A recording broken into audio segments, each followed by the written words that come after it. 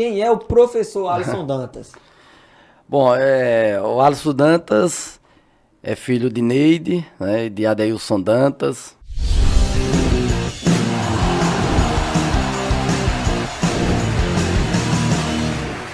O Alisson Dantas tem uma história bem interessante relacionada ao futebol, como todas as crianças. Acredito que 90% das crianças do sexo masculino têm o sonho de ser jogador de futebol. Eu também tive esse sonho de se tornar um jogador profissional de futebol, né, de ter uma carreira interessante e de chegar em grandes clubes do futebol brasileiro. Não consegui chegar em grandes clubes como jogador profissional, mas consegui me tornar um jogador profissional de futebol. Enfim, uma parte do sonho foi realizada aí, então. Uma parte do sonho foi realizada, que foi a de se tornar jogador profissional. Né? Não cheguei em grandes clubes, mas realizei esse sonho e era um sonho de criança que eu tive que abdicar de algumas coisas para que esse sonho fosse realizado. O professor toca num ponto interessante, que é essa questão de abdicar de algo. Todos os convidados que vieram aqui, a gente começa a conversar e a gente percebe que quando você quer ir atrás de um sonho, você tem que abdicar de alguma coisa, né? Você tem que desistir de algo ali, de dizer assim, poxa, eu tenho que me afastar disso daqui para dar procedimento nesse sonho meu, continuar batalhando. O que foi que aconteceu assim na adolescência? Acredito que a adolescência, entrando para a fase adulta do senhor, quando o senhor se tornou jogador profissional, qual foi os pontos assim que o senhor teve que abdicar na sua vida? Não, primeiro criança ainda, né? Eu morava no povoado São Félix, zona rural aqui de Santana do Ipanema. Eu morava com meus avós, os meus pais moravam aqui em Santana do Ipanema, e eu tinha esse sonho de se tornar jogador de futebol. Eu lembro-me que na época tinha a escolinha santanense, e eu assisti alguns jogos do campeonato do SESI, e vendo aquela escolinha, eu era o professor Abel na época, o treinador da escolinha santanense, e eu tinha a vontade de jogar, de participar, de jogar no campeonato do SESI. E a alternativa que eu tinha era, né, vir para Santana do Ipanema. Só que eu vim aqui, fiz teste, fui aprovado. E aí eu não consegui ficar aqui com os meus pais, porque eu era muito apegado aos meus avós, à minha avó. Entendi. Por ser criado com eles lá na zona rural daqui da cidade. Isso. E aí eu voltei, né, e continuei ali no povoado São Félix, jogando de manhã, à tarde, só parava de jogar quando estava na escola. E depois os meus pais foram morar em Olho d'Água das Flores, e aí ficou um pouquinho mais distante. Lá também tinha a escolinha Olho d'Águense, e na época o professor Abel já era treinador da escolinha Olho d'Águense, lá em Olho d'Água das Flores. E aí eu fui para Olho d'Água, passar um final de semana com os meus pais, aproveitei para fazer um teste, fui aprovado novamente. E aí eu falei com minha avó, que era a coisa que eu mais gostava na minha vida. Falei, vó, eu quero ser jogador, vou morar com os meus vou pais. Morar com meus pais. Seguir esse sonho. Para seguir esse sonho, só que foi difícil, né? Foi muito difícil, apesar de amar futebol, gostar de futebol. Eu não aguentava, assim, ficar a semana toda lá em Olho d'Água. Na quinta-feira eu já vinha. Isso. Familiares. Tinha saudade da minha avó na quinta-feira eu já voltava, né, para Quixabeira, que é o povoado São Félix. Sim. Enfim, foi um processo de adaptação que demorou um pouco, né? Mas eu tive que abdicar de estar com minha avó, né, de morar com os meus pais para realizar o meu sonho. E aí eu consegui jogar o campeonato do SESI na época. Eu era centroavante, né? E fazia muitos gols naquele tempo. Realmente eu fazia gols. Nós fizemos uma competição bem interessante. O Abel viu que eu tinha potencial para se tornar um jogador profissional. E aí eu continuei, né, em Olho d'Água. Fui me adaptando, fui começando a gostar, fazendo novas amizades. Que o futebol proporciona isso pra gente também, de conhecer várias pessoas. E aí facilitou mais à frente um pouquinho esse processo de adaptação. Aí aí joguei o campeonato do SESI. Na época, com 16 anos, eu já fui convidado para jogar no profissional do Céu, do time do Céu. Ah, interessante. Isso, e aí eu... Não tinha nem completado ainda a maioridade e já foi chamado para estar na equipe profissional ali. Aí eu lembro que o Céu disputou a segunda divisão na época, eu fazia parte do elenco, mas não cheguei a entrar nos jogos. Ficava Entendi. sempre no banco ali, mas fazia já parte do elenco, Do elenco mesmo, do céu. isso. Então, em um primeiro ponto que a gente pode falar aqui, o principal fator que o senhor teve que abdicar foi a questão familiar, Isso. né? Que é algo que o esporte, digamos que assim, ele faz sofrer bastante, né? Tanto quem tá ligado ao esporte, tanto quem é o atleta, mas quem é treinador, quem tá na comissão técnica, tem essa questão de se afastar um pouco da família, ficar um pouco distante, né, professor? É verdade. Madrigueira, não é fácil se tornar jogador de futebol. Eu sempre falo, e principalmente quando eu tenho a oportunidade de falar com os mais jovens em alguns projetos sociais. Para se tornar jogador de futebol não é fácil, né? Tem que saber bem se realmente é isso que quer, porque é complicado. Muitas vezes você vai ter que ficar longe dos seus familiares, né? Abrir mão de passar Natal, Ano Novo com sua família. E tem que pagar um preço muito grande para se tornar jogador de futebol. Muita gente tem em mente de que o futebol é fácil, de que se ganha aquela muito questão, dinheiro, professor? né? É deslumbrante, né? Isso. Que a gente vê isso na mídia. A gente vê grandes jogadores aí com carrões, Isso. casas enormes, milionários, mas a gente não sabe o que eles passaram para chegar até ali. Isso. E, na verdade, o senhor tá mais por dentro do que eu, na verdade, também, que a grande maioria não vive aquilo. Não é verdade? Na verdade, esses grandes salários, esses salários astronômicos, né, que a gente vê, assiste Os grandes na clubes, né? TV, os grandes clubes, aí você vê Neymar, Messi, esse pessoal, né? É 1% da classe. 1% da classe. A realidade do futebol brasileiro, ela está por trás das cortinas. É verdade. Mais de 80% dos jogadores do futebol brasileiro, eles ganham até um salário mínimo, até R$ 1.000, por exemplo, para você ter uma ideia. E muitos nesse período, eles se dedicam tanto ao futebol que deixa de se dedicar aos estudos. Sim. E o futebol é muito rápido, a carreira do jogador de futebol é em média 12 anos de carreira. O jogador chegou a 30 anos de idade ali, praticamente ele já está encerrando a carreira hoje. E muitos encerram a carreira sem ter uma profissão. Ou seja, não ganhou dinheiro, que ele ganhava ali até R$ 1.000 por mês, ou ganha até R$ 1.000. É o mínimo do mínimo. Isso, o mínimo do mínimo. E jogador também, não todos, mas uma grande parte a gente sabe que é vaidoso, né? É verdade. Enfim, então, se já ganha pouco, essa vaidade faz com que ele encerre a carreira sem ter praticamente nada. Essa é a realidade do futebol brasileiro. O jogador precisa conciliar, tem um sonho de ser jogador. É válido que tenha um sonho que se dedique, mas que se dedique também aos estudos, né? E que procure ter outra profissão, porque o futebol brasileiro, a realidade está por trás das cortinas mesmo.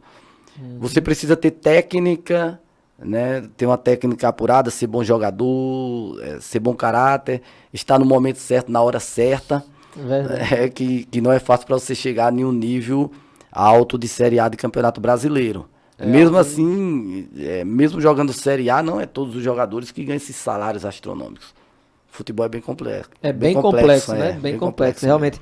Acho que quem tá em casa só sentadinho, assistindo ali no final de semana ou no meio de semana, não imagina o que são os bastidores do futebol, né, professor? E aí, assim, a gente começa esse papo falando quem é o professor Alisson Dantas, quem é o Alisson Dantas, né? E eu continuo aqui perguntando quem são as influências do Alisson Dantas. Quem foram e quem são, na verdade. Porque o senhor falou aí, o senhor era jogador profissional, Isso. né? Mas com certeza o senhor tinha as suas influências ali. Então, quem eram as influências assim que o senhor dizia, poxa, eu me inspiro nesse cara, eu quero ser um jogador igual a esse cara aqui. E já mais à frente, agora como comunicador também. Isso. Né? Porque para quem não sabe, o professor Alisson Dantas é filho do Adeilson Dantas, né? Um grande comunicador aqui da região sertaneja, radialista. Quando eu comuniquei aqui na equipe que o convidado da semana seria o senhor, o Lucas Malta, que é o redator do Alagoas na Net, Isso. ele já falou, Magdiel, é muito importante que você fale do pai do Alisson Dantas. Ele é uma figura da comunicação aqui na nossa região, uma figura de destaque. As rádios aqui de Santana sempre chamavam ele, convidavam ele para trabalhar, porque ele tinha um trabalho assim de muita importância e muita relevância. Então, eu começo perguntando isso. Quem são assim as referências do senhor, tanto na parte do futebol e já depois agora na parte da comunicação? Tá. Olha, ainda criança eu me inspirava muito, eu gostava muito de de assistir Romário jogando. Eu lembro que na Copa do Mundo de 94, né, tinha Romário, Bebeto, e eu assistia muito. No Eles Tetra, não é jogando. isso? É no Tetra. Isso. Eles eram jogadores que me chamavam muita atenção. Na época eu gostava muito principalmente desses dois, Romário e Bebeto. Romário e Bebeto. Enfim, e partindo para essa área de, como você falou, né, de comunicação, falou do meu pai. Realmente o meu pai foi um comunicador, assim, que contribuiu muito, tanto aqui com Santana do Ipanema, como com o Olho d'Água das Flores, na área de comunicação. Sabia se comunicar muito bem, né, com as pessoas e enquanto esteve aqui, acredito que ele foi muito importante para o Sertão nessa área de comunicação mesmo. Foi um pilar na comunicação do Sertão, né? Acho que se a gente for falar com os comunicadores aqui da nossa região e tocar no nome do Adailson Dantas, todo mundo vai dizer, epa, esse daí tem história para contar. É, eu acho que até quem vê hoje o senhor, para quem não sabe também, pessoal, o professor Alisson tá com um canal no YouTube também, um canal dele, acho que é Alisson Dantas, se não me engano o nome do canal. Alisson Dantas. Certo, a gente vai colocar o link do canal do professor também no nosso Instagram, vai colocar também aqui no YouTube na descrição, a gente vai colocar. E lá tem conteúdo sobre futebol. O professor fala muito sobre futebol. Acho que todo final de rodada o professor faz a análise fria. Isso, eu costumo fazer análise fria, né? De um jogo marcante, assim, né? Principalmente de algum jogo que eu assisto. Que teve mais destaque na rodada, né? É uma análise rápida de 1 minuto, 50 segundos, né? Falando o que eu vi, o que eu achei interessante ali. Poder apurar a partida. Mas fica bacana, fica bem dinâmico também. Fica. E aí, assim, pra quem não sabe, né, o pai dele era comunicador e hoje ele tem essa veia da comunicação também aí, junto ao sangue do futebol que corre nas veias dele, tá aí o sangue do comunicador também. Mas voltando aqui para o que é o foco, que é do Arena Esportiva, que é falar de esportes, o senhor sempre teve a vida inteira ligada ao futebol, então, pelo que eu tô entendendo assim, o senhor foi muito...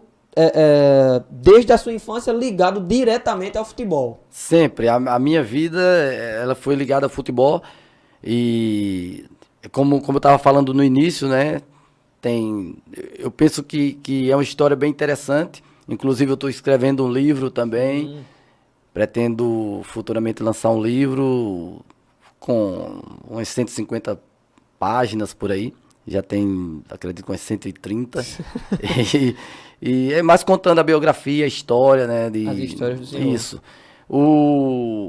A minha história, eu vou falar um pouco aqui ainda do povoado São Félix, ainda criança.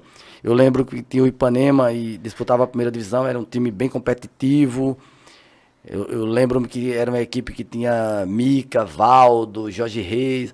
Era um time bem interessante. E eu sempre vinha com o meu tio assistir os jogos, né? E aí eu tinha aquele sonho, eu digo, um dia eu vou jogar no Ipanema, um dia eu vou jogar nesse time. Eu ficava na arquibancada ali assistindo, e o estádio aqui era lotado. E essa equipe realmente, ela fez uma grande competição nesse ano. Enfim, e aí foi passando o tempo, né? E futuramente, e assim, mais à frente eu consegui jogar no Ipanema. Conseguiu realizar o sonho. Consegui realizar o sonho daquele garoto que morava ali no povoado São Félix. Eu vim, joguei no Ipanema Amador, mais à frente eu me profissionalizei, né, e fui contratado pelo Ipanema. Joguei algumas temporadas aqui. Profissionalmente com o Ipanema.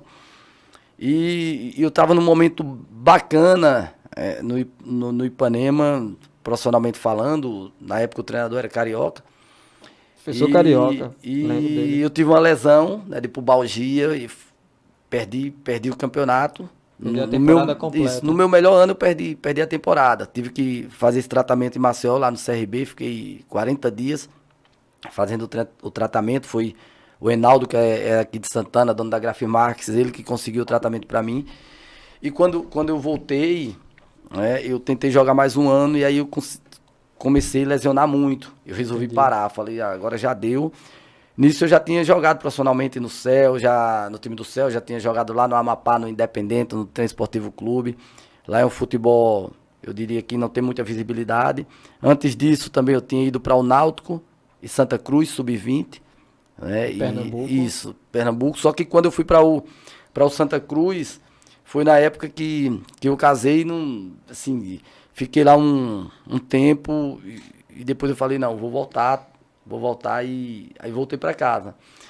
Enfim, e a minha história no Ipanema ela foi bem interessante, porque eu realizei o sonho de se tornar jogador profissional, realizei o sonho de jogar no Ipanema profissionalmente, e mais à frente eu tive a oportunidade, né, de iniciar a minha carreira.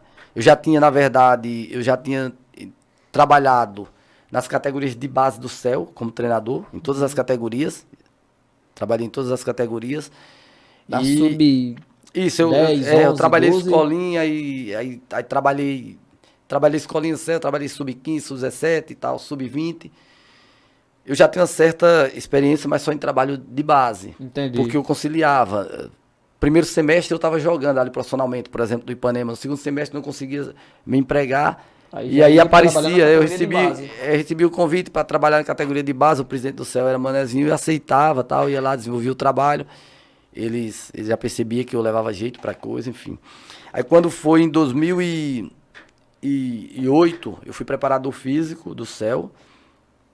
Nós conseguimos ser campeão naquele ano. Eu era preparador físico. Foi 2009, acho que foi 2009. Eu recebi o convite para ser preparador físico do Ipanema. E aí eu vim, nós fizemos uma grande campanha. O Ipanema chegou ao quadrangular. As finais ali do Alagoano. E isso, o time da gente fisicamente era muito bem. Na época o treinador era Laelson. Laelson Lima. Nós tínhamos um time competitivo. Tinha Sóstenes, tinha Erivaldo, tinha Júnior Dinda. Baiano? Não foi nesse, Não, né? não foi nesse Era tempo. outra temporada essa Era daí outra já. temporada. Tinga. E aí isso foi em 2009. Sim. Isso foi em 2009. E quando foi em 2010 aí eu voltei para o Ipanema. Já era outra gestão, eu voltei novamente para aqui para desenvolver um trabalho. Como preparador físico novamente ou já como treinador? Não, eu voltei como preparador físico. Entendi. E, enfim, aí quando foi 2011, o Ipanema iniciou a temporada muito mal. Eu lembro que nós iniciamos a temporada muito mal, 4 derrotas seguidas. Era Roberto, o final do Roberto Malta, que era o presidente. Sim. E ele era carioca o treinador. Eu me recordo que acabou um jogo aqui, nós perdemos a 4ª derrota seguida. Eu estava em casa, ele ligou. E falou, Alisson, eu preciso falar com você, onde é que você tá? Tal. Eu falei, tô em casa. Ele falou, tenho que ir aí, eu preciso falar com você. Aí ele foi, eu era o preparador físico, ele falou, olha, eu preciso mudar o comando, porém a gente tá sem dinheiro para contratar treinador. Nós estamos financeiramente numa condição não favorável. Isso, não favorável. E eu digo, e agora? Ele falou, não, eu tenho a ideia de fazer o convite aqui para que você assuma a equipe. Comando da equipe. Isso, eu falei, rapaz, profissional. Só que eu tinha essa experiência de ter trabalhado na base. Sim. E ele acompanhava meus trabalhos também aqui, que mesmo sendo preparador físico, aí eu fazia um trabalho integral, trabalho muito com bola. E aí eu aceitei. Foi o meu primeiro trabalho como profissional, foi aqui no Ipanema também. 2011. Isso, 2011. Foi contra o CSA, a estreia, nós vencemos de 1-0, por 1-0, gol de Pitulo. Eu lembro que eu fiquei no comando 6 jogos. Foram 3 vitórias aqui em Santana e 3 derrotas fora. E aí ele resolveu novamente mudar o comando. Eu saí do Ipanema na época com 100% de aproveitamento jogando em casa. Foi o ano que o Ipanema caiu. Eu tinha um grupo fechado, o grupo estava fechado comigo. Eu lembro que a gente tinha muita dificuldade naquele tempo. Alguns momentos eu cheguei a fazer o lanche para os jogadores, eu e André, que era o preparador de goleiro, a gente mesmo fazia o lanche. E aquele grupo se fechou de uma forma que eu sentia que os caras tinham fome de crescimento profissional. Os caras queriam fazer história e a gente trabalhou muito a parte psicológica para isso também. Uhum. Só que quando mudou o comando, né, e acho que faltavam uns 6 jogos, e acho que a gente tinha 4 jogos em casa. Eu acredito que se não muda o comando, aquele time não caía. Não tinha caído. Isso, não tinha caído. Já porque, como o senhor falou, o grupo estava fechado, então a ideia de trabalho, o grupo já tinha pego para si e dito, não, a gente vai continuar trabalhando com ele aqui e vai dar certo. Os vai caras dar já certo, tinham né? entendido a minha metodologia de trabalho e eu sabia que aqui em casa ninguém ia bater a gente. A gente conhecia o piso, o campo, favorecia. Verdade. Só que quando eu saí, os jogadores começaram a ir embora.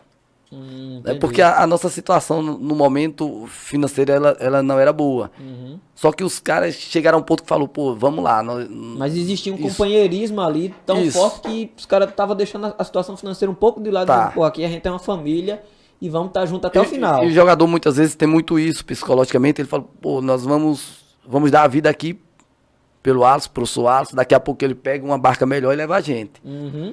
Enfim, sei que quando eu saí os caras começaram a ir embora, tal, o time caiu. Mas onde é que eu quero chegar? Eu acabei que aquela criança lá do sítio, né, de São Félix, conseguiu se tornar jogador profissional, tinha o sonho de jogar no Ipanema, conseguiu jogar no Ipanema, aí estreou como treinador profissional no Ipanema, Em casa. e em 2014 eu voltei para o Ipanema, a convite do presidente já era o Gegão, né? Que todos conhecem aqui em São Paulo. Isso. E conseguimos o acesso, campeão invicto. Ou seja, o único título que o Ipanema tem de campeão alagoano É com o professor é comigo Alisson no Dantas. comando. Você vê como é a história bacana, né? Eu tinha o sonho verdade. de jogar no Ipanema. Consegui jogar e consegui, como treinador, ser campeão de forma invicta. Forma invicta. Isso. A mesma coisa aconteceu em Olho d'Água das No Flores. céu, né? Isso. Eu tava pesquisando sobre o senhor e tava vendo isso. O senhor foi campeão invicto aqui, pelo Ipanema, e Isso. foi campeão invicto em Olho d'Água também. Então, Era- as duas cidades que estão aí no coração do senhor, o senhor conseguiu dar os maiores títulos que os times têm. Era outro clube que eu, como jogador, queria muito ter conseguido acesso, né? Eu joguei ali no time do Céu, me profissionalizei lá na época, mas o destino quis que... O né, sucesso viesse como gestor da equipe, como um treinador da Em equipe. 2011 conseguimos ser campeão invicto, foi histórico, após 57 anos de história, o Céu conseguiu acesso, a cidade parou, nesse ano aí a cidade parou, foi 2011, 2011. isso, eu tinha saído do Ipanema também, aí a cidade parou, foi a maior festa, enfim, Então, e só, foi só o clube que deixando os pingos nos is aqui. Em 2011 o professor é demitido do Ipanema Isso, e assume o Céu um tempo depois, porque o campeonato alagoano, a primeira divisão acontece, depois vem a segunda divisão. Eu assumi acho que o- do meio do semestre pra frente. quando eu saí do Ipanema eu recebi o convite para o Sub-20, Do Céu ou do do Ipanema? Céu. Do Eu Céu. saí do Ipanema, aí cheguei em Olho d'Água, o presidente era Manuel, o Manezinho, ele me convidou para o Sub-20. A ideia nossa era montar um Sub-20 pensando no No Alagoano. Alagoano. E aí nós Da segunda conseguimos... divisão, no caso. Na segunda divisão. Nós conseguimos montar um Sub-20 competitivo também. Uhum. Chegamos à semifinal, perdemos para o CSA na semifinal, esse Sub-20. Porém, eu já tinha uma base boa para o profissional. Sim. E aí o presidente, né, me convidou para o profissional. Aí eu falei para ele, olha, eu vou aceitar, mas eu preciso que você me dê as condições para que a gente consiga o acesso. E eu vou indicar alguns jogadores que de repente você pode não trazer, não querer trazer. Né? E eu sabia que alguns jogadores que eu ia indicar, ele não ia querer levar e eu tinha que ter esse jogo de cintura para convencer ele. Indiquei algumas peças, ele falou, professor, esse aqui eu pretendo não trazer e tal. Aí eu falei, não, presidente, Sem esses aí esquece, não dá. esquece o que falaram dos jogadores. Eu preciso trabalhar com esses, que eram alguns que tinham jogado comigo no Ipanema. No aqui. Ipanema. Isso. Que tinham comprado já a sua ideia Isso. e a sua forma de trabalho. E aí nós conseguimos levar e conseguimos se iniciar muito bem a segunda divisão. Nós tínhamos um time unido. Daqui foi Franco, que tinha jogado no Ipanema, que era um meia. Cal, Miranda tinha jogado aqui também, levei para lá. Agora eu lembro que quando nós classificamos, o presidente chegou para mim e falou, olha, Alisson, agora eu vou trazer mais 4 jogadores, que é pra gente conseguir o acesso. Então, ele não estava dando tanta confiança, o senhor fez ali o jogo de cintura, conseguiu Tá. trazer alguns, E quando ele viu que o negócio tinha dado certo, ele disse, rapaz, o time tá fechado com ele, eu vou trazer mais 4 dos nomes que ele me disse ali, porque aí Não, o acesso era 4 afora. Não, já. era 4 jogadores que ele queria trazer, Ah, sim. que tinha saído, tinha saído da Série D, eu acho, acho que era do Coruripe, tinha saído da Série D. Entendi. E ele falou, olha, eu vou trazer esses 4 jogadores, me deu os nomes, vou trazer esses 4 pra gente conseguir o acesso, pra gente subir. Eu falei, não, presidente. Não quero. Não, você não vai poder trazer. Ele falou, eu quero trazer jogador pra gente subir. Se esses caras não virem e a gente não subir, a responsabilidade é sua. Aí eu falei, não tem problema. Não tem problema, presidente. Eu seguro a barra. Eu assumo a Se responsabilidade. você for trazer esses 4 jogadores pra aqui, que eu estou com um grupo muito fechado, muito unido, fazendo uma grande campanha, vai causar vaidade. Vai rachar o grupo, isso vai né? causar vaidade aqui no grupo, nós não vamos conseguir o nosso objetivo. Entendi. E aí ele se segurou, deu uma esfriada e a gente conseguiu ser campeão invicto. Então, ainda bem que ele atendeu esse pedido. Você disse, Isso. olha, eu assumo. Na verdade, foi o senhor chamou a responsabilidade, né? Mas eu sabia que realmente aquele grupo que eu tinha, se fosse chegar jogadores ali naquele momento, não ia dar certo.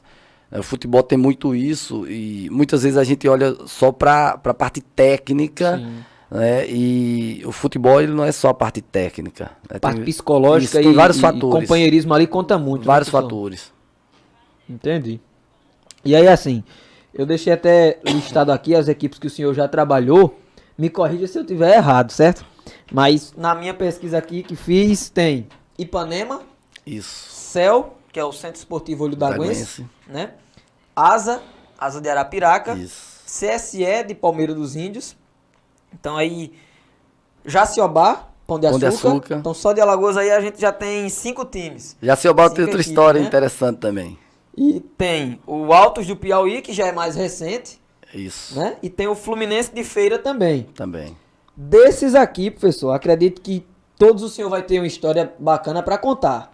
O senhor já contou aí a história do Ipanema, que foi campeão invicto, né? Em condições que não eram tão favoráveis, digamos assim, mas diferentes das condições de 2011, né? Acredito que Não, foi campeão em 2014. 2014 a gente já estava mais tem estabilizado. estrutura boa, tem Tava estrutura melhor boa, já. era. Isso, 2014 Em tem estrutura 2011 boa. já era mais complicado para o senhor e o senhor foi campeão com o CEL, Isso, mas em situação diferente daqui do Ipanema. diferente. Não é verdade? Então eu acho assim, diante do que o senhor já viveu, sabendo da estrutura que o futebol traz e tem aqui na nossa região, acho que essa é uma grande dificuldade para quem é treinador também. A estrutura que os clubes podem proporcionar ao senhor. Porque a gente assiste futebol aí nas grandes mídias, a gente vê equipes que tem treinador, preparador de goleiros, aí tem massagista, tem preparador físico, tem analistas, Isso. né? Porque agora as grandes equipes elas têm analistas. E aí eu fico me perguntando, eu digo, rapaz, e os clubes aqui na nossa região? O quão difícil não é para um técnico de futebol dizer assim, eu vou montar o time tá fechado comigo e eu vou conseguir ganhar um campeonato. Queria que o senhor trouxesse pra gente algum relato desse tipo. Desses Vamos times lá. aqui que o senhor já teve em mãos, digamos Tá, assim. vamos lá. Eu costumo dizer o seguinte, em alguns clubes que eu trabalho. Me dê estrutura e cobre resultados. Me dê estrutura. A frase inicial é Isso. essa. O me que, dê o estrutura que e acontece resultado. muito no futebol brasileiro é uma cobrança enorme em cima dos treinadores e uma falta de estrutura maior ainda. Uhum. Entendeu? Só que muitos dirigentes, eles querem o resultado. Muitos não dão condições para que esse resultado apareça. O futebol tem muito isso. Eu falei para vocês do Jaciobá, tive uma situação bem interessante. Eu acredito que o maior desafio profissional que eu tive na minha carreira foi no Jaciobá o ano passado, 2021. 2021. Foi o maior desafio que eu tive na minha carreira. E eu vou te explicar por quê. Nós tínhamos, em 2020, chegamos à final da Copa Alagoas com o CEL, perdemos nos pênaltis para o Asa. E o ano passado eu recebi o convite para assumir o Jaciobá. Na verdade, eu acertei com eles, né, para ir para o Jaciobá. O Jaciobá tinha disputado a Série D, tinha tinha feito uma competição horrível na Série D, né? E isso dificultou muito para a montagem.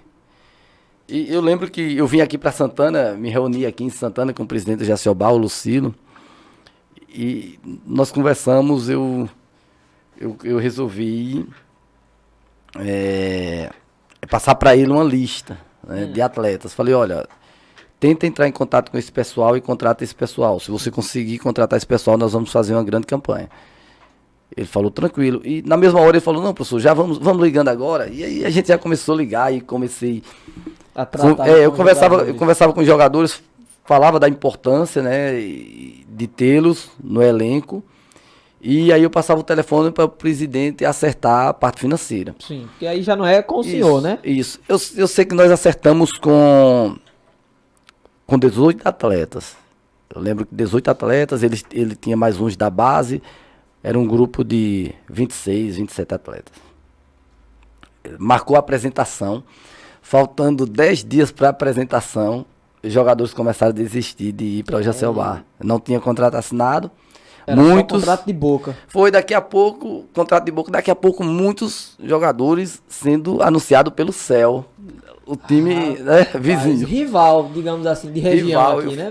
E aí, você imagina, pô, faltava 10 dias. Eu parei, pensei, pô, os caras me deram a palavra, né? Me deram a palavra, já tinham trabalhado comigo. E ali eram jogadores de confiança do senhor. São jogadores que trabalharam comigo, né? Sim. São jogadores que trabalharam comigo, jamais eu imaginava que isso ia acontecer. Só que eu diria a você que o futebol brasileiro ele precisa melhorar muito no trabalho de base, na parte educacional. Muito. E aí eu comecei a entrar em contato com os jogadores. Você acertou comigo, tal, no Jaciobá? Não, professor, eu vou lá para o céu, fulano me ligou e eu vou para lá. Às vezes chegou a acertar ganhando o mesmo valor ou menos, né? Outros ia ganhar R$200 a mais, 300. Falei, tranquilo. E aí eu tinha que remontar o elenco em uma semana, praticamente. Eu falei, tranquilo. Só que eu conheço muita gente no Brasil, né? Eu falei, essa é a sorte.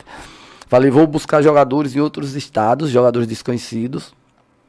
E a prioridade também que a gente tinha dado aos jogadores daqui, porque não tinha transferência, né? Não ia pagar transferência. Sim. E aí eu comecei buscar jogadores em Salvador, tal, contratamos 3 de Salvador, contratamos mais 2 da Paraíba, de São Paulo. Saiu fazendo uma seleção aqui no Nordeste. Eu falei, eu vou trazer jogadores que o pessoal de Alagoas não conhece, né? Se não conhece e tal, enfim, não vão entrar em contato.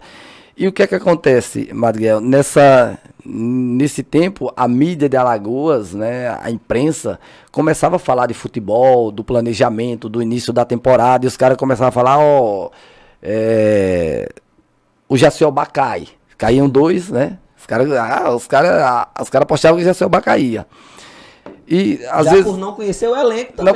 Os caras não conheciam o elenco. Aí eu tava no meu carro e às vezes eu vinha, né, de Pão de Açúcar. Ouvindo rádio. Aí eu falo, eu não sou muito de ouvir rádio, assim, mas eu falei, não, vou ouvir aqui pra ver. E ali eu ouvi, né, uma determinada emissora, e ela falando, o Jaciobá cai. Jaciobá cai. Acho que eram uns 5 lá no programa, os caras, não, Jaciobá já caiu. não tinha nem estreado ainda, né? Só que o Jaciobá tem um agravante, não jogava em Pão de Açúcar, só jogava fora. Só jogava fora, em Arapiraca. Ou seja, o mando de campo nosso era em Arapiraca, então a gente não tinha mando, não tinha torcida. E aí teve um dos que estavam no programa, teve um que falou, olha, vocês estão falando que o Jaciobá cai, mas vocês estão esquecendo quem tá no comando. Aí eu falei, pô, até que enfim, né? Um saiu pra me defender. Um defendeu. E ali foi um momento de reflexão, né, pra mim. Só que eu sabia que não caía. Porque eu conheço o nível técnico do futebol alagoano. E quando ele falava que caía, eu começava a brincar, sorrir, sozinho no carro dirigindo. Eu falei, não cai. Não cai. E no outro dia eu cheguei para os atletas, fizemos uma reunião lá no centro do campo. Eu falei para eles, olha, aconteceu isso, isso e isso. Então, isso quer dizer que nós precisamos ter mais cuidado, mais concentração.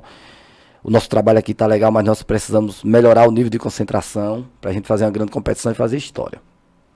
E o Jaciobá tinha feito, como eu falei, uma série D terrível. Terrível. O Jaciobá tinha feito uma série D terrível. E eu passava para os jogadores, olha, o nosso nome está em jogo. É nossa honra que está em jogo. E nós precisamos mostrar o nosso potencial.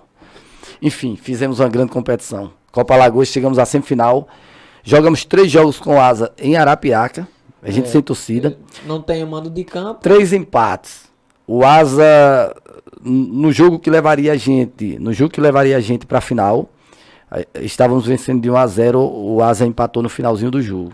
Ou seja, perdemos nos pênaltis. Perdemos Lá dentro do Coraci Isso. da Mata Fonseca. Perdemos na semifinal nos pênaltis. E no Alagoano nós fizemos uma grande campanha. Chegamos na última rodada com chance de classificação. Só que o jogo era em Maceió contra o CRB. Perdemos. Estava 3-2 o jogo. No finalzinho tomamos mais um gol. Perdemos de 4-2. Mas fizemos uma grande campanha. Foi uma grande temporada. Caíram o Cururipe, que tem uma estrutura boa, e caiu o Céu. Boa. O Jaciobá permaneceu. Mas foi a maior dificuldade, assim, que eu tive na minha carreira. Na Copa Alagoas nós tivemos um jogo contra o CSA em Maceió, lá no Nelson, empatamos 0-0. E eu lembro-me que quando terminou o jogo, na janta, o presidente me convidou, Lucílio, para uma reunião, e tinha um rapaz com ele, com notebook e tal, enfim. E eu, eu falei, pô, deve ser investidor, alguma coisa assim. Ele falou, olha, eu contratei esse rapaz, ele vem com a empresa dele para aqui, para o clube. Eu tô dando carta branca a ele. Se ele quiser mandar jogador embora, trazer jogador, ele vai trazer. E isso na Copa Alagoas, né? E a Copa Alagoas não caía, só caía no Alagoano. Sim, sim. Copa Alagoas é eliminatória, isso, né? eu falei, presidente, não. Se você colocar uma empresa aqui dentro, eu vou embora. Eu não trabalho assim. Porque tava tirando a autonomia do senhor como treinador, digamos assim. Não, nem autonomia, porque o futebol, ele na Série D, houve muitas conversas, né, relacionadas ao clube e tal, jogo de aposta, essas coisas, Sim. entendeu? E eu falei, não. Indiquei os jogadores, muitos vieram aqui por causa de mim. E o que eu passei pra você foi que eu não lhe prometi título, mas falei pra você que o time não vai cair. E não caiu, cumpriu isso, né? E o time não vai cair.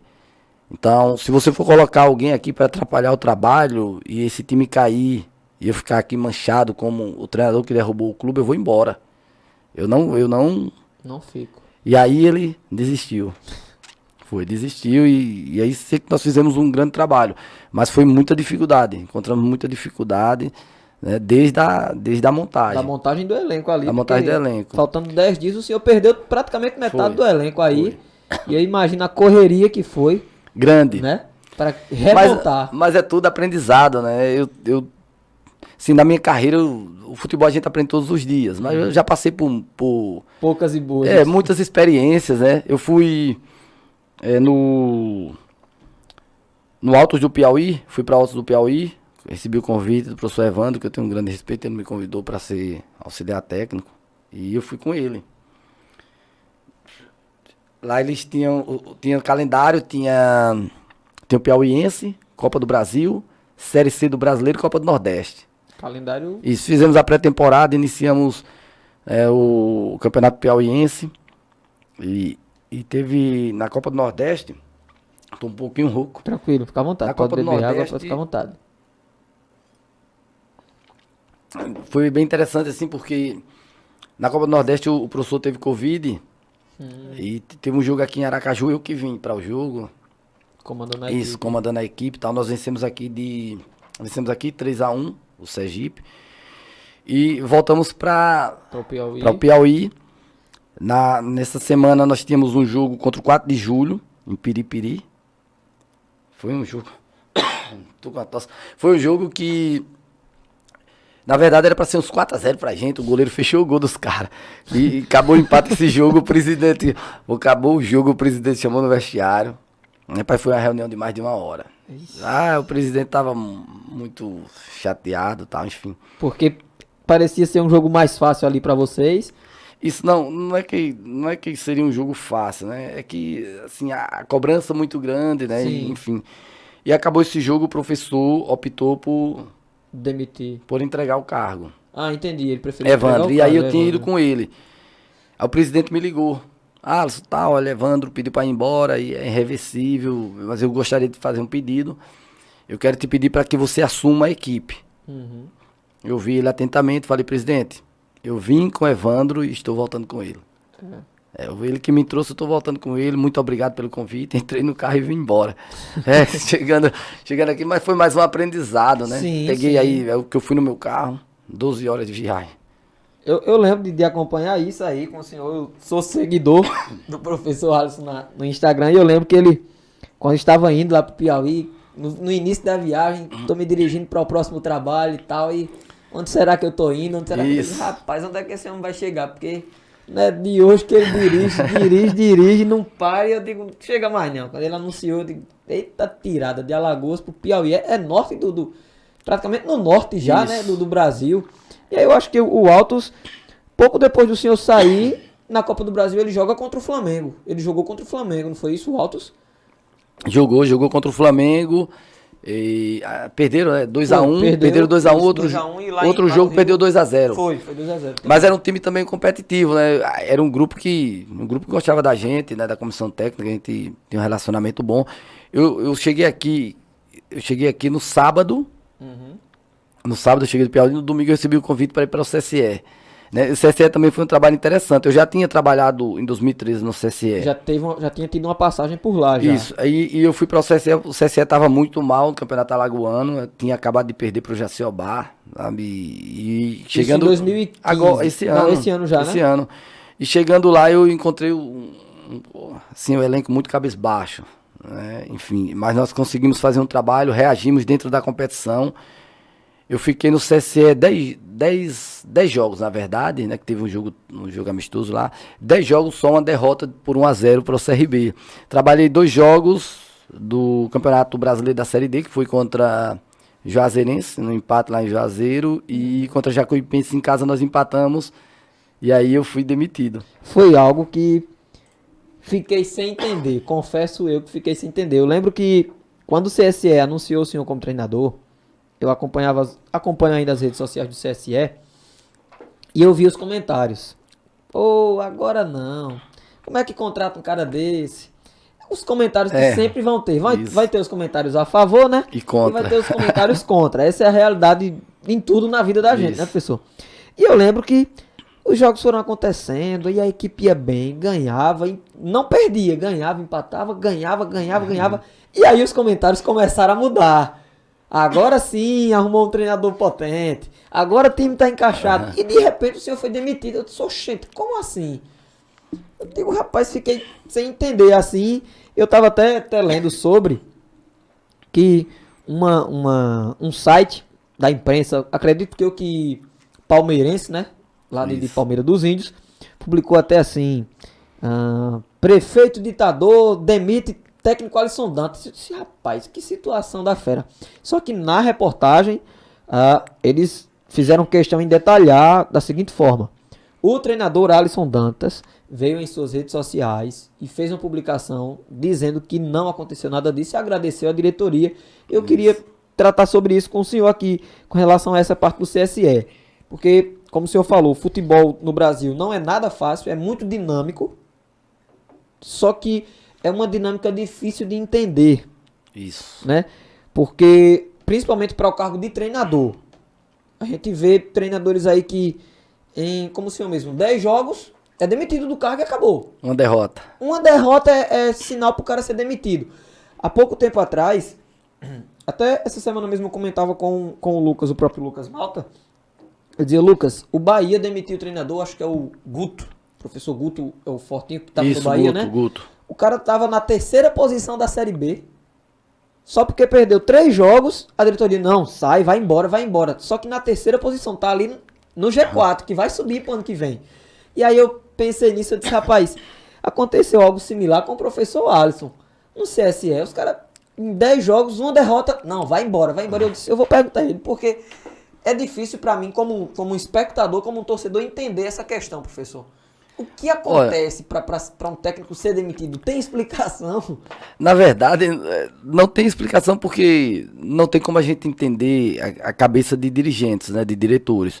O problema do futebol brasileiro, do meu ponto de vista, muitos dirigentes que vão assumir equipes, eles não têm curso de gestão esportiva, né? Eles assumem porque são torcedor, têm paixão pelo clube, querem assumir e Tem algum renome ali na sociedade e isso, acaba assumindo o clube, enfim, né? mas não tem uma preparação adequada. Os caras acham que o treinador tem que fazer milagre, acham que o resultado tem que vir de todo jeito, não entende que do outro lado tem um adversário, né? Enfim, e esse jogo contra Jacuipense, ele foi bem interessante. Foi um jogo que iniciamos, nosso time iniciou desconcentrado, tomamos 2 gols, estava 2-0, modifiquei a equipe, nós conseguimos o empate e a gente estava bem para virar o jogo. No contra-ataque os caras fizeram o terceiro. Aí nós empatamos 3-3, tivemos chance de fazer 4-3. Acabou o jogo e eu vim embora. Acabou o jogo, entrei no carro, vim para casa. Cheguei em casa, eu falei, não, agora eu vou dar uma relaxada aí. Eu costumo vir aqui em Santana, eu falei, não, vou pegar minha esposa, vou lá em Santana, tal, dar uma relaxada. E quando eu tava trocando de roupa, o telefone tocou. Eu falei, pô, pode ser alguma reunião, né? Eu atendi. Quando eu atendi, já foi o rapaz comunicando da minha demissão e tal. Enfim, não tinha acontecido isso comigo ainda, né? Por telefone. Aí eu fiquei chateado porque, pô, telefone, né? Não, tem a semana cheia, o próximo jogo é só no domingo, espero o treinador chegar, chama pra conversar, explica o motivo porque tá mudando. Sim, mas por telefone é até uma falta de consideração. E pelos resultados, assim, não tinha como mudar, né? Porque os resultados, eles eram favoráveis. E quando eu saí do CSE, eu comecei a me perguntar, eu falei, poxa, o futebol brasileiro os caras querem resultado, né? Eles não querem trabalho. Mas vamos lá. Tudo bem que o CSE não conseguiu títulos, né? Mas o trabalho estava bom. 10 jogos, uma derrota. Eu fui mandado embora. Então, se eu for para outro clube e vou ser mandado embora por muito menos, né? Se eu fui mandado embora com 10 jogos, uma derrota, 5 vitórias, 4 empates, basicamente isso. Então, um aproveitamento. Aí é isso, o futebol tem muito isso, a gente se decepciona, mas precisamos estar, né, preparados para isso, né, professor? Porque na hora de mandar embora os caras não pensam 2 vezes, não. Para chamar, para contratar, eles ainda pensam, repensam, né? Acho que eles recebem a indicação e ficam, rapaz, tem certeza? Não é melhor outro, vamos puxar ali, mas quando é pra demitir, não querem nem saber. Fazem até por telefone. Por telefone manda embora. Mas na verdade, assim, não foi o prefeito, né? O pessoal falou, não foi de emprestar, não foi o prefeito. Eu até agradeci na minha rede social, né? Enfim, porque eu acho que a gente tem que deixar as portas abertas, né? Sim. Eu fui lá, fiz o meu trabalho, enfim. Só que tudo é aprendizado, né? Eu saí de lá, eu recebi um convite para outra equipe, não aceitei, né? Porque para trabalhar agora daqui para frente no futebol, tem que ser uma coisa mais amarrada, né? Para ir por aí eu não vou, né? Entendi. Era algo até que eu ia perguntar. Acho que... tem que ter um contrato com multa rescisória e sim. Aí sim, mas para ir, não, vem trabalhar aqui, vou te pagar X, tal, assim eu não vou mais porque os caras mandam embora rápido, né? Sim. De repente os caras querem que você com estrutura, né, eu diria que uma folha salarial de 50 mil, aqui acontece muito em Alagoas, os caras querem que você bata CSA, CRB com folha de 1 milhão, aí é complicado. Que recebem um apoio aí do governo do estado, que tem grandes patrocinadores, até por ter um calendário mais preenchido, digamos assim, né, pessoas que estão na Série B do Campeonato Brasileiro, tem Copa do Brasil, tem Copa do Nordeste. Então, querendo ou não... A estrutura é outra, né? A estrutura totalmente diferente, né, professor? A estrutura é outra. E aí, assim... Eu percebi que depois da saída do senhor do CSE, o senhor não assumiu mais nenhum clube. Isso. Não é isso? Tá, digamos que desempregado da área do futebol. E aí eu fiquei me perguntando, bicho, como é a vida de um técnico de futebol que não está atuando? Porque o técnico de futebol ele tem que se reinventar todos os dias. Isso. Futebol muda de uma hora para outra. A gente tem vivido isso no Brasil. Alguns treinadores que têm ali o seu método de trabalho, a sua metodologia, né? E que chega um treinador que vem de uma escola europeia. Hoje o maior exemplo que nós temos hoje no Brasil, depois do Jorge Jesus, que foi quem deu o gatilho, é o Abel Ferreira. Acredito que é o treinador do Palmeiras, né? Você tocou no assunto interessante, na questão dos estrangeiros. Jorge Jesus chegou no Flamengo, fez né, Fez a história que fez, né? Fez a história que fez acontecer, como diz o outro, né? E aí os treinadores brasileiros, eles começaram a ser muito criticados, né? Sim. Só que nós temos grandes treinadores no Brasil. Sim. O conceito que Jorge Jesus utilizou no Brasil, se a gente parar para analisar, há algum tempo atrás também se usava, alguns treinadores usavam esses conceitos, né? Só que o dele deu certo e aí acabou que treinador brasileiro não presta mais. Só que a gente esquece que já vieram, né, vários treinadores estrangeiros que não deram, ou seja, deu certo, até no próprio Flamengo mesmo, né? Deu certo Abel Ferreira e Jorge Jesus. E tem o do Corinthians também, que está fazendo um trabalho. O Vitor Pereira está fazendo um trabalho até interessante. Só que mais de 15 treinadores estrangeiros vieram aqui e não deram certo. Sim. Isso o pessoal não fala, né? Precisa falar. E agora, Dorival Júnior pegou o Flamengo. Se a gente for analisar os números do Dorival e de Jorge Jesus, o de Dorival é melhor do que o dele, até o momento.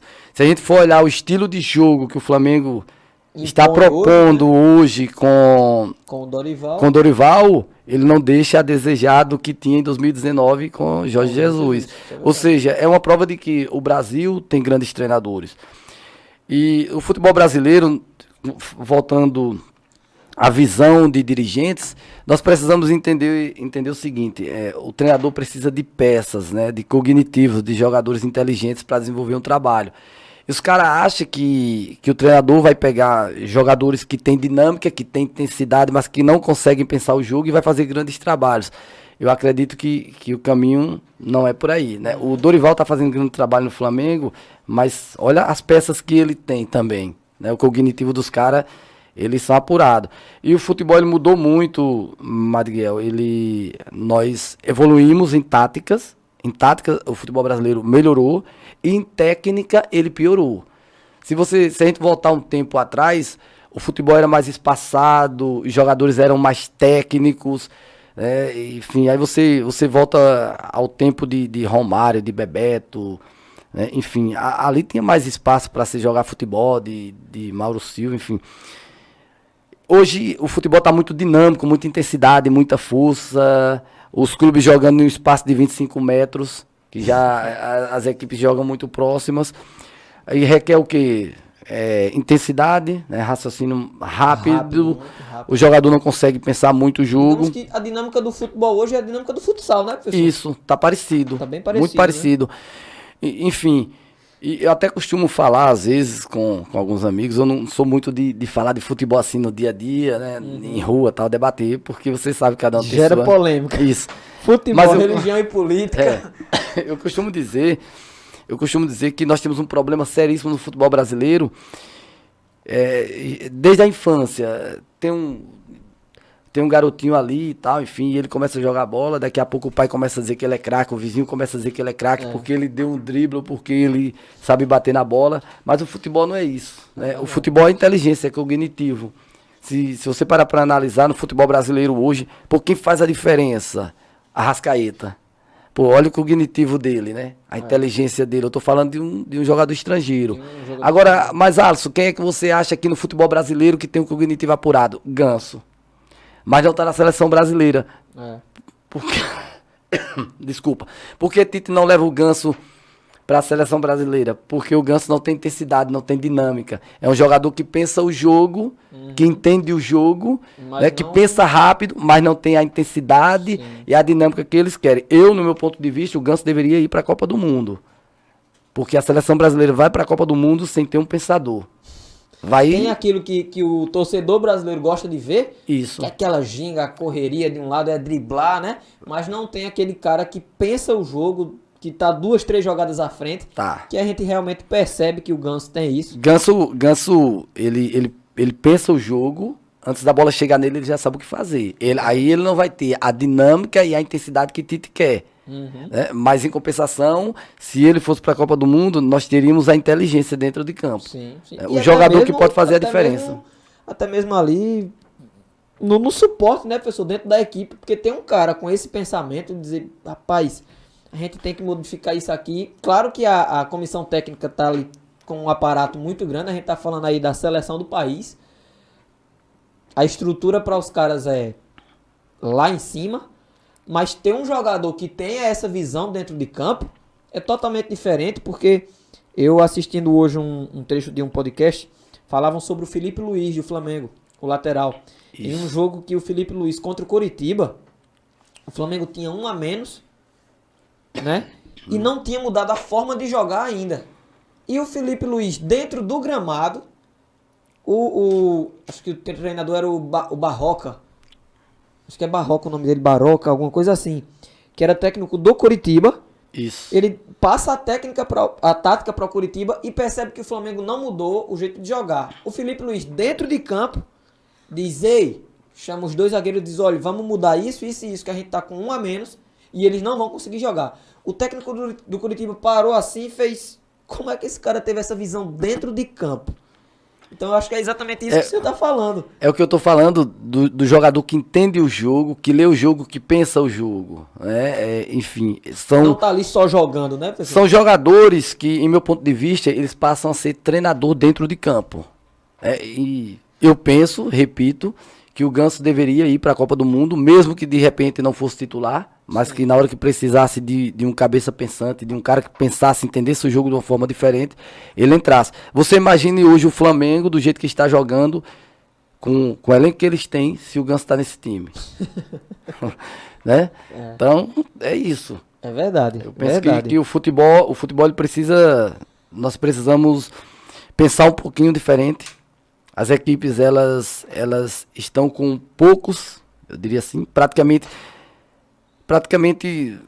assim, não tem esse cabeça pensante em muitas equipes do futebol brasileiro. É mais aquela correria, aquilo que o torcedor brasileiro gosta de ver, né, professor? Que é um futebol com mais drible, com mais correria, com mais intensidade, digamos assim, mas que não tem realmente aquele cabeça pensante, que é o estilo mais europeu, digamos assim, de ser jogado, que é aquele cara que ele vê uma jogada, ele recebe a bola, mas a jogada já está na mente dele, em como ser feita, em onde ele tem que mandar a bola, que acho que era uma característica até do Pirlo. Eu lembro de um comentário que o Galvão fez uma vez na Copa do Mundo de 2014 aqui no Brasil, que o Galvão, narrando o jogo da Itália, ele disse, rapaz, vê o Pirlo jogar, você pensa que jogar futebol é fácil. Porque o cara tem uma forma de jogar diferente. É cognitivo e apurado, né? O cara pensa o jogo rápido demais. E a gente percebe até que os clubes têm trabalhado muito isso. A questão cognitiva dos jogadores, trabalhos táticos que induzam o jogador a ter esse pensamento mais rápido, né? Eu acompanho as redes sociais de alguns times e vejo isso. Os trabalhos não é mais aquele trabalho rachão, vamos pro rachão, não. A forma de jogar futebol e de treinar o futebol mudou, né, professor? Mudou e muito, né? É como eu falei, a questão de espaço, até você foi feliz quando você falou que o futebol brasileiro, acredito que mundial, ele passou a ser um futsal, né? Jogo muito apertado, campo reduzido, mas é isso, o futebol tem tido essa evolução. É uma evolução, né, pessoal? Acredito eu que seja uma evolução, porque, querendo ou não, eu lembro do Benjamin Bach, ele falando assim, que já perguntaram a ele, Benja, você acredita que o Brasil é o país do futebol? Ele disse, não acredito. E aí todo mundo ficou muito surpreso na hora assim na entrevista. Ele disse, hoje por quê? Ele disse, eu acredito que o Brasil é o país do jogador de futebol. Ninguém tem jogador como o Brasil. Nós não tem outra nacionalidade que tem um jogador com técnica, com a malemolência que o futebol precisa. Quando precisa ter o cara para pensar, a gente tem também. Agora, futebol, o país do futebol é a Inglaterra. E aí todo mundo ficou assim, ele disse, porque a forma do futebol inglês ser jogado é totalmente diferente. É um estudo. Você assiste um jogo, você faz um estudo ali. Né? Eu acredito que o senhor, como treinador que não está em atividade, mas tem que se reinventar, tem analisado sobre isso também. A forma que o futebol europeu é jogado e a diferença do futebol europeu para o futebol brasileiro. É como eu falei aqui, né, meu ponto de vista, a diferença ela é grande. Nós temos um futebol hoje de força, de intensidade, sim, de dinâmica. Eu não vejo no Brasil um jogo pensado. A equipe que mais joga esse tipo de jogo pensado é o Fluminense, de Fernando Diniz. É uma equipe Eu tô com tosse aqui. É uma equipe que pensa o jogo, que entende o jogo pela filosofia de trabalho do treinador. Mas eu até coloquei no meu canal no YouTube, nós temos uma problemática também no futebol brasileiro, que muitos pais, eles acham que o treinador faz jogador. E treinador é dom. Jogador é dom. Sim. Treinador não faz jogador. É verdade. Lapida, né? Lapida. Jogador é dom. E nós temos... Antigamente nós tínhamos vários jogadores, tecnicamente falando, diferenciados há um tempo atrás. E você já ouviu falar, alguém falar, pô, naquele tempo, quando eu jogava, o futebol era... Realmente, tinha uma técnica mais apurada. Só que naquele tempo não existia rede social... Todas as ruas, praticamente, que você passasse de uma cidade, você ia ver crianças jogando futebol na rua. Verdade. E ali ia forçar a garotada a pensar rápido, raciocínio, sair da zona de desconforto, né? Ter a sua criatividade. Isso fazia com que a garotada também evoluísse. Era um diferencial, né? Acabava sendo um diferencial ali. E aí o senhor toca num ponto bem interessante sobre garotada, assim, que já é outro ponto que eu quero falar com o senhor, que é com relação à garotada. O senhor é criador, na verdade, o senhor comentava aqui em off que deu uma parada nesse projeto, que é o projeto Bola do Bem, um projeto social que o senhor estava aí na condução. Como se idealiza esse projeto Bola do Bem? Qual era o objetivo dele? E assim, o senhor teve que dar uma pausa, acredito eu, pela carreira profissional, por não estar ali perto, trabalhando da forma que o senhor queria que trabalhasse, né? E hoje o senhor, um pouco afastado, pretende dar continuidade a esse trabalho, a esse projeto social? Olha, o projeto social, o Bola do Bem, é um projeto que eu criei há um tempo atrás, né? Acho que foi em 2013 que eu criei esse projeto, 2012, 2013. A ideia desse projeto era justamente contribuir na formação do caráter dessas crianças e adolescentes, né? De alguma forma... utilizando o futebol, que a gente sabe que é uma ferramenta poderosa de socialização. Essa é a ideia. Só que a correria, né, do dia a dia fez com que eu desse uma parada. Pretendo voltar com esse projeto mais à frente, também, que é um projeto bacana.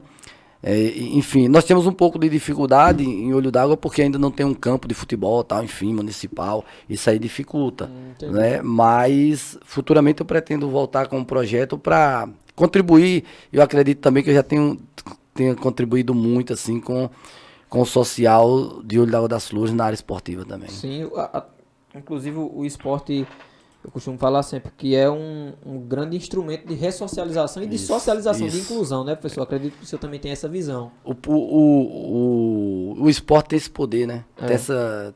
É uma ferramenta poderosa, e eu acredito que todas as cidades deveriam utilizar muito bem a área esportiva para esse trabalho com a criançada. Criançada, com a juventude, né? De modo geral. Modo geral. Porque é realmente muito importante ter essa visão. E aí, assim, falo do projeto social, falamos aí das equipes que o senhor já teve o prazer ou não de trabalhar, fica a critério do senhor resolver aí. E assim, a gente tem algumas pessoas aqui que já estão falando aqui no nosso chat. Eu vou citar aqui o nome de alguns. O próprio Lucas Malta, nosso amigo Lucas Malta, falou aqui, é um importante convidado, grande personalidade no esporte sertanejo. O Matheus Barros diz assim: os times de Alagoas reconhecem o quanto o professor Alisson Dantas é inteligente. E o Jean Silva, ele manda uma mensagem aqui, uma pergunta para o senhor, dizendo assim: Alisson, meu querido, aquele velho abraço de sempre, admiro o seu trabalho e também como pessoa. Na sua opinião, o que precisa para o Ipanema voltar às raízes, sair da dependência política? Seria a solução para o Canarinho do Sertão voltar aí a voar alto? Primeiro eu quero agradecer, né, as mensagens a todos que estão assistindo. Fico feliz também com a interação, o pessoal está interagindo aí. Olha, Santana é uma cidade maravilhosa, né, cidade grande, tem, acredito que mais de 50 mil habitantes. Isso. Eu penso que seja interessante a volta do Ipanema. Isso movimenta a cidade também, traz benefícios para a população. Final de semana, meio de semana também, a população, né, muitos que trabalham estão ali de repente estressados e quer assistir um jogo, né, dar uma relaxada. Movimenta o comércio, dia de jogos também, né, que bares, restaurantes, hotéis, enfim. Eu acho que seja bem interessante a volta do Ipanema.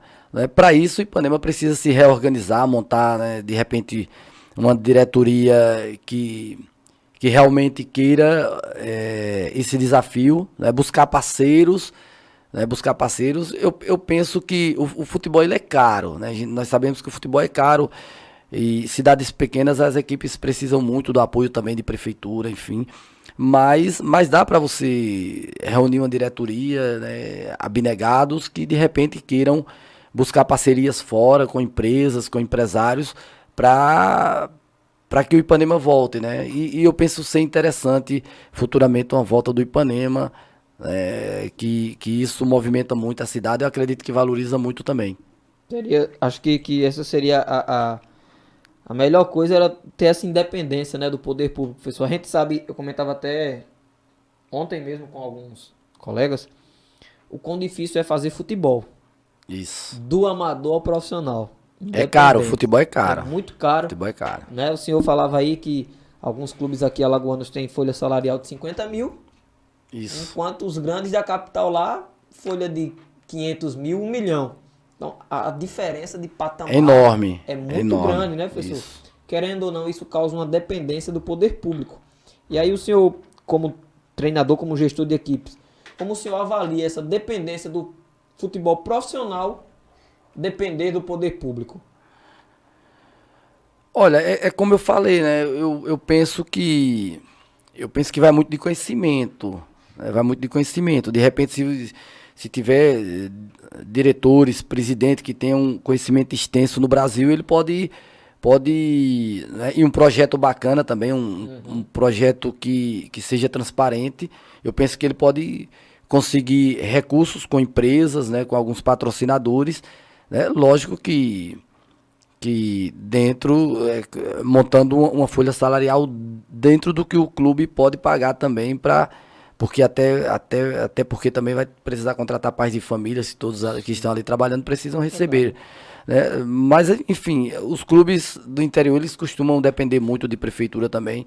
Eu acho que isso seja uma problemática também para o futebol. Acaba, digamos que atrasando, entre aspas, assim, o trabalho da equipe ali, né, professor? Até porque nas prefeituras também elas têm os seus compromissos, né? Sim. E tem os seus compromissos, mas é interessante também que veja a importância que é o esporte para uma cidade. Sim, claro, e é importante até que o comércio da cidade abrace a causa, né, professor? Também, que o futebol é caro, né? O futebol é caro, e aí quando o comércio da cidade abraça a causa, fica menos difícil, vamos dizer, fácil não, vamos dizer o menos difícil para que a equipe venha ter resultados aí. É porque, na verdade, um clube de futebol, ele só vai ter retorno se ele tiver um calendário bom, né? Se ele tiver a Copa do Brasil, né? De repente, se ele chegar a uma Série C, né? Série D ele não vai ter, né?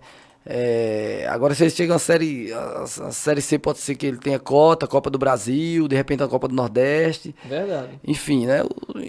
Aí facilita mais. Facilita mais. A condição da equipe ali, do clube, na verdade. Se tiver só o estadual, aí vai ter muita dificuldade, porque eu acho que ele não vai ter retorno assim, né? Retorno financeiro, né? E aí, assim, eu até queria tocar num ponto interessante. O senhor falou que quando assumiu o CEL, o senhor pega a sub-20. Isso. É uma base praticamente de um time sub-20. E muitas vezes eu comento com as pessoas assim, na minha visão, fora de quem está dentro, né, do futebol profissional, não seria interessante, professor, que as equipes que não têm tanto apoio assim financeiro, um aporte financeiro, digamos assim, se eles pudessem chamar realmente a juventude da cidade ali, porque a gente sabe que tem muito jovem querendo realizar o sonho de ser um jogador profissional. Na visão do senhor, como um treinador profissional, seria interessante ou não você captar atletas ali da cidade e dizer, olha, vamos jogar aqui, a gente vai para o campeonato alagoano, segunda divisão, você vai ter uma oportunidade de jogar aqui, a gente pode lhe pagar X valor, mas é uma oportunidade para você mostrar seu futebol para Alagoas, para o Brasil. Tá, tem que ver o que a equipe quer, né? Ela quer só participar, ela quer maturar os atletas. Entendo. Se for só um processo de maturação, ou ela quer montar um projeto, vamos lá, sub-20, montar um projeto sub-20, nós vamos disputar aqui um alagoano sub-20, montar uma equipe mesmo sub-20 que seja competitiva e que tenha jogadores, que tenha nível, para de repente suportar uma segunda divisão. Sim, que é o sub-23. Isso. vai que você monte aí uma equipe com 26, sub-20, 25 jogadores, e que desses 25 você consiga 10 com potencial para jogar uma segunda divisão. Ali você contrataria mais 10 para fortalecer, ter uma base, para fazer uma competição interessante. Né? Se pensa em subir, aí tem que ter um projeto, eu diria que mais organizado, com jogadores mais competitivos para conseguir o acesso. Entendi. Então, na visão do senhor, digamos que vai muito do que a equipe quer, do que o clube quer. Isso, qual é o projeto do clube? Onde o clube quer chegar, né? Quer só participar? Quer subir? Quer fazer ali maturação de atletas, como o senhor falou, então O Céu. quer ser uma vitrine, digamos Isso. assim, Por exemplo, ó, vamos lá, o Céu disputou a segunda divisão, agora não conseguiu o acesso. o acesso. Mas o presidente, ele foi bem consciente, né? Ele sabia que não ia conseguir o acesso, ele disputou a segunda divisão com esse projeto de processo de maturação, com jogadores, muitos que não tinham jogado ainda profissional, outros que eram da base, justamente para maturar os atletas, né? Ver de repente ali qual é o jogador que tem potencial, tal, para futuramente chegar em uma grande equipe, enfim. Mas é isso, se quer subir tem que ter um projeto mais arrojado. Né? Então, digamos que na visão do senhor, dá para fazer isso dependendo do projeto e do objetivo da equipe. Se é para ganhar a competição e conseguir um acesso, aí a situação tem que mudar um pouco mais para deixar o projeto mais arrojado. Até porque as últimas competições, segunda divisão, sobe só uma equipe, né? Aí dificulta mais ainda. E se torna mais caro também para subir. Lógico que se você tiver um treinador que tenha conhecimento, né, que tenha muita amizade, de repente ele pode se tornar um projeto mais barato, porque ele pode conseguir jogadores, né, que entendam que aquele projeto é interessante e que de repente ele se sente à vontade para trabalhar com o treinador. E aí você pode conseguir montar uma equipe bem competitiva e buscar esse acesso também. Eu queria entrar agora em outras vertentes aqui da vida do professor Alisson Dantas, porque para quem não sabe, o professor já teve aí uma pegada na política, né? Já teve uma vertente da sua vida na política, já foi candidato aí a cargos políticos. Como surge essa ideia no professor Alisson Dantas em querer ingressar na área política, professor? Olha, Madigueira, a política ela é bem complexa, né? Então, quanto futebol. Então, enfim, em 2011, né, que nós fomos campeão invicto lá, o Céu, em Olho d'Água das Flores. Em 2012 eu recebi um convite para ser candidato a vereador, enfim, e naquele momento eu achei interessante, né? Eu falei, bom, eu já tenho um serviço prestado aqui na área esportiva e eu vou me candidatar a vereador. A minha ideia era, se fosse eleito, criar um projeto social justamente para contribuir com as crianças jovens, né, adolescentes e jovens no nosso município. Só que a política, ela, infelizmente, a gente sabe que ela é muito complexa e só o serviço prestado ela não vai te garantir uma vitória. Né? Não é suficiente. Né? Não é suficiente.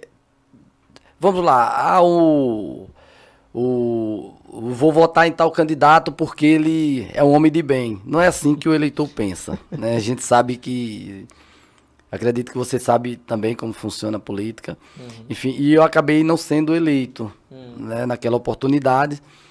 E eu acho que quem perdeu foi o município. Porque a minha ideia seria essa, né, de contribuir com o município e principalmente com a área esportiva.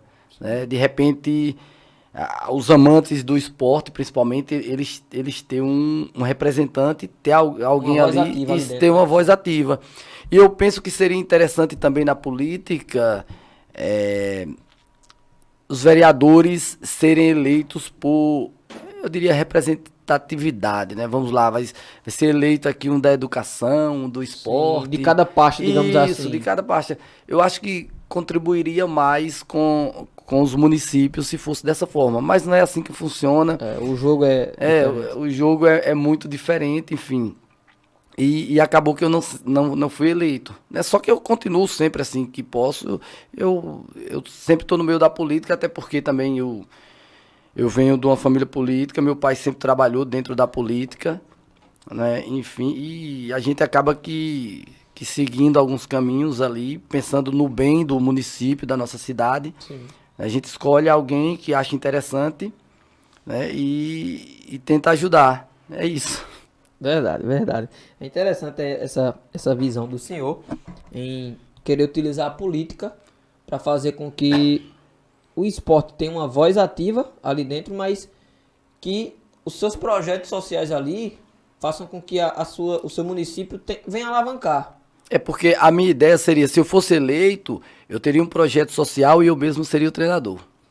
Entendi. Entendeu? Entendi. Eu ia estar contribuindo de alguma forma com o município e contribuindo com a parte educacional das crianças, adolescentes e jovens, né, do nosso município, porque eu penso que seria interessante utilizar essa ferramenta poderosa que é a área esportiva. Uhum. E aí, nessa visão política, professor, o senhor ainda pretende, o senhor falou que, querendo ou não, tá dentro ali porque tem familiares, são parentes que estão ali dentro da política e tal, mas o senhor ainda pretende se candidatar e assim, vindo para o lado político do futebol, o senhor almeja ser dirigente, ser presidente de algum clube aqui da nossa região ou não? Nunca passou pela cabeça do senhor? Não, nunca passou na minha cabeça ser presidente de clube, enfim, eu não tenho esse pensamento.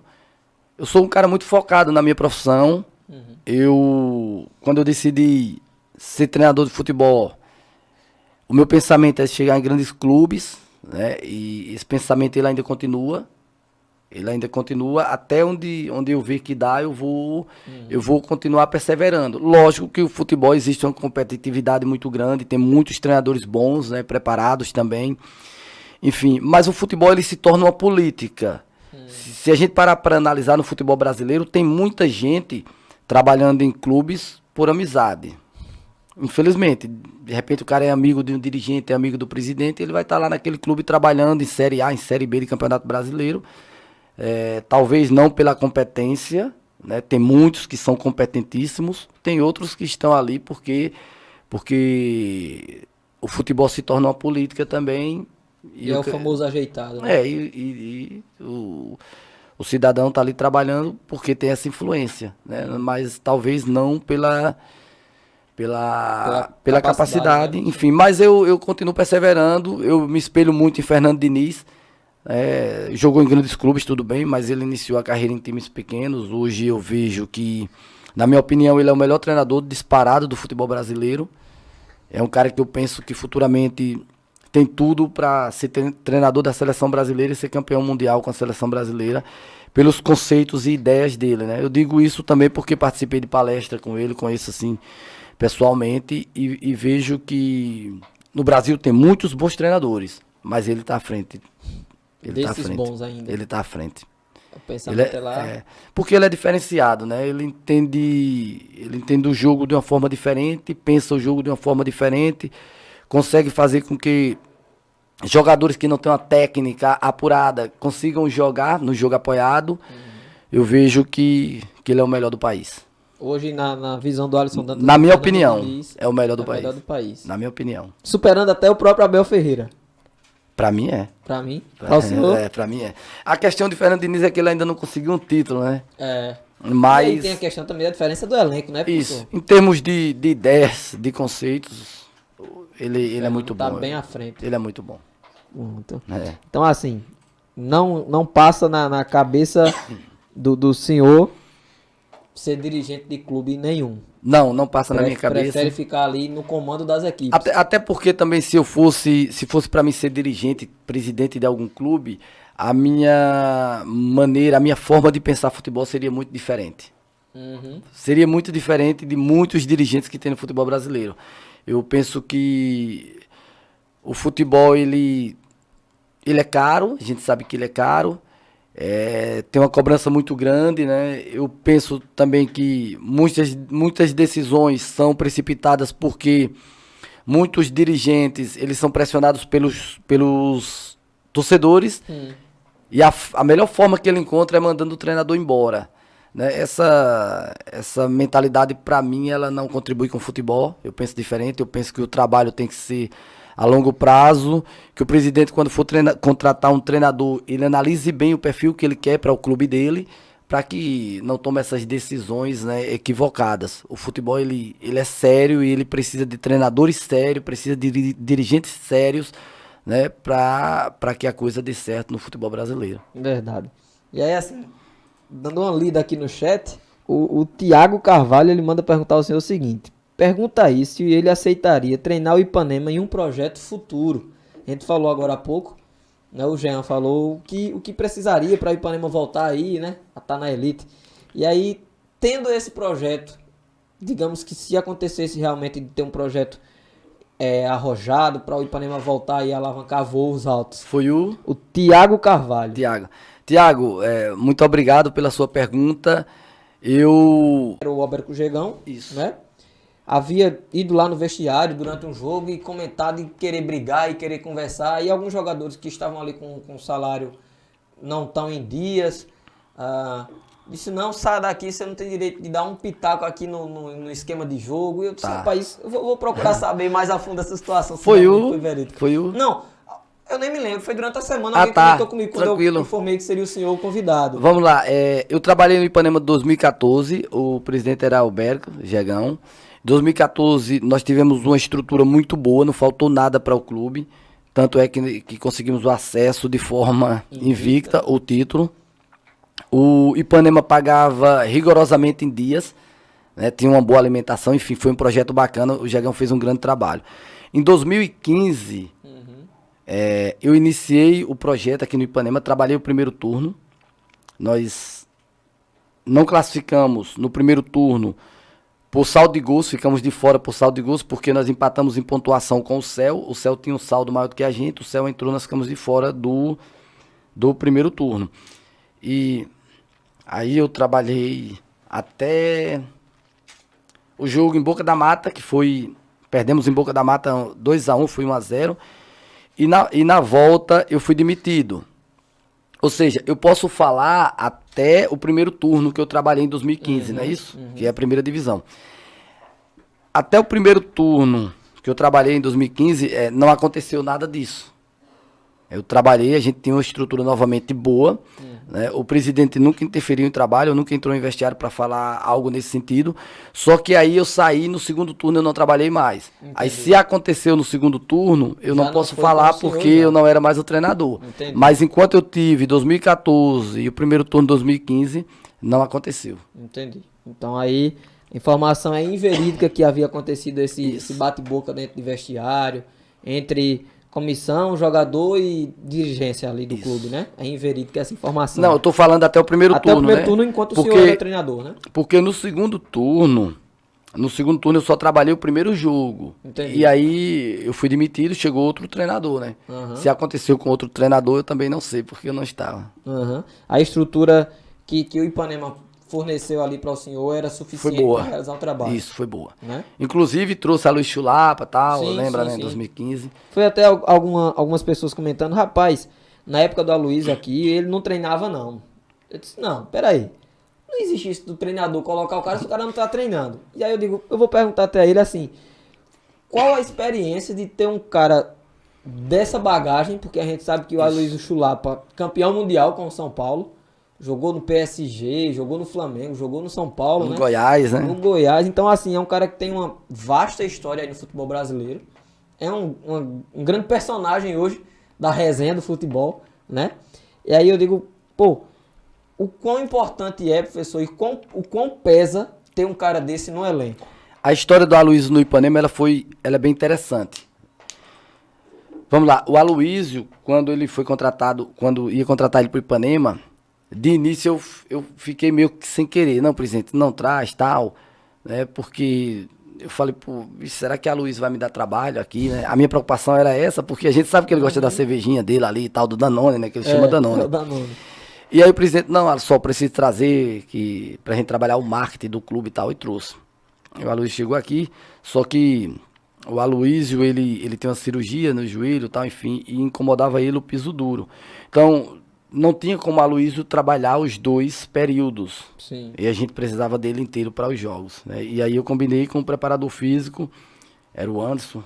Isso, eu falei, e depois foi o professor Emanuel. Eu falei, nós precisamos ter uma programação que favoreça o Aloysio para que a gente tenha ele inteiro Nos jogos. nos jogos. Nós não podemos ter ele inteiro durante a semana e na hora do jogo ele está... Não tá lá, isso, né? enfim. Então, a Luísa, a gente tinha uma programação especial, até pela condição física dele. E era um jogador que, quando eu achava interessante deixar ele fora dos treinos, eu deixava, poupava ele ia ali para fisioterapia, que nós tínhamos um fisioterapeuta na época. Enfim, mas é um jogador que ajudou muito dentro e fora de campo, pelo menos enquanto eu estive aqui no Ipanema. Me surpreendeu, né? E eu chamei a Luísa, quando ele chegou, eu falei, Luísa, ó, você foi contratada, a início eu estava meio cismado e tal. Ele falou, não, professor, não se preocupe, eu vim para ajudar e eu vou te falar com toda sinceridade. A Luísa, eu trabalhei com muitos jogadores, muitos jogadores assim, bom caráter e tal, enfim. E a Luísa é um cara excepcional, dentro e fora de campo. Não tem o que falar mal. Pô, humilde demais, né? Pra onde ele chegou, um cara humilde, um cara que trata todo mundo bem, um cara que não falta com respeito a treinador, não falta com respeito aos colegas. Ele realmente, penso que foi um dos caras, assim, mais boa pinta mesmo que eu trabalhei no futebol, sabe? Peguei um dos melhores profissionais que eu trabalhei. Eu tô falando como ser humano mesmo, né? Que é interessante também. Lógico que eu trabalhei com outros jogadores assim, mas eu já trabalhei com jogadores também que no jogo